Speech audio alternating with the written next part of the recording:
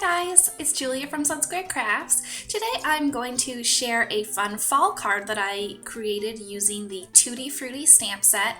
If you follow this channel regularly, you'll know that I'm kind of obsessed with the Tooty Fruity stamp set. I really love it, and I wanted to create a fall card and kind of stretch the stamps. So I'm going to use this peach image, and I'm going to create little pumpkins with that image. To begin, I masked off the leaf and stamped out 3 of the peaches, and then I also am stamping 3 of the stems because I'll color those in separately. I didn't get the mask exactly perfect, but that's totally fine because I'll be fussy cutting these out later. Now comes the magic where I create the pumpkins. I'm just using a thin tip Sharpie marker to draw on some pumpkin lines. These create the little ridges that you see on the pumpkin, and I think it really helps transform the peach into a pumpkin. I find that if you kind of spend some extra time with your stamps, you can often find ways to modify them. This was super simple. I'm not an artist, but I was easily able to get more from this stamp by just drawing on those little lines. I wanted to color these very simply, so I'm going to use Distress Ink and a mini blending tool. I'm using Spiced Marmalade as my main orange color, and then to pull in a little bit of shadow and dimension, I'm going to use Rusty Hinge, and then also to make them look just a little bit more natural, I'll also use a little bit of green, and for that I used Mowed Lawn. You may recall back in the summer I used this stamp set and the peach itself to create a card, and when I colored that peach I also used the Distress Ink blending technique. So that's just another way that you can use the same supplies to get a completely different look. I colored each of the pumpkins similarly but not exactly the same. I find that these cards typically work best when everything isn't identical. Because my lines aren't perfect, I wanted to make sure that none of the pumpkins looked identical, just so that it was a little bit more natural. So I color them using the same colors, but I'm, a little heavier handed in some areas just to create a little bit of variety. I only use that green near the tops and the bottoms just because it's my experience that that's kind of where you may see a little bit of green on the pumpkins. To color the stems, I will use Gathered Twigs Distress Ink, and I will just pull that on from the bottom of the stem upwards. And once I'm finished with this, I still wanted to add just a little bit something more to these pumpkins, so I'm going to use some clean water and sprinkle that right onto the Distress Ink to get a reaction. I set those aside to dry and then moved on to my focal area of the card.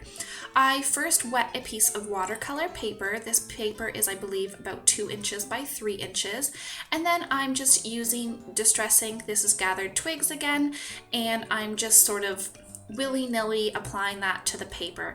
I just wanted to create a little bit of a background where I'd be able to lay these pumpkins. I fussy cut the pumpkins out, so my imperfect stamping wasn't an issue because I cut off any of those areas. And then I used a black marker to trace around the edges to make it look a little bit more finished and complete. I did the same thing on the stems, and then I'm using some liquid adhesive to adhere those directly onto the pumpkins. Right at this point and before I cut them out, I did let them dry completely. I just wanted to mention that it's sometimes kind of tricky to cut out images if the ink still isn't dry. Next, I'm going to go ahead and stamp my greeting. I'm using the Just a Note from the TheAlleyWayStamps Trees Company stamp set, and I cut that so that I would be able to stamp it on one line. If you don't feel comfortable cutting your stamps, you could again just mask that off. To add just a little bit more of a finishing touch, I'm going to round the corners of my little watercolor paper as well as a piece of gold striped craft pattern paper from a 6x6 pattern paper book. Next, I'm going to prepare my card base. I'm going to create an A2 size card, so the final card will have a front that's 4 1/4 by 5 1/2. I will cover this white card base up, but I like this sturdy base to make sure that everything stays together and I have a nice place to write my message. Next, I will adhere a piece of gold polka dot pattern paper onto the front of my card base, and I will go ahead to assemble the rest of the card. To start, I'm going to use my Be Creative tape to adhere that watercolor piece directly onto that striped pattern paper. I'll also use the same Be Creative double-sided tape to adhere down my little pumpkins. The one in the front will be adhered down with some clear foam squares just to create a little extra pop of dimension. To adhere my focal point to my card base, I use some foam tape. This is my regular 3M foam tape that I buy at Home Depot here in Canada. And then as a final touch, I'm going to really cover each of those pumpkins with Wink of Stella. This is the clear glitter brush that I'm using right now, and I find that it just adds a little bit of razzle dazzle to the final card. That's it for today. You can see how easy it was to transform that peach stamp into these little pumpkins.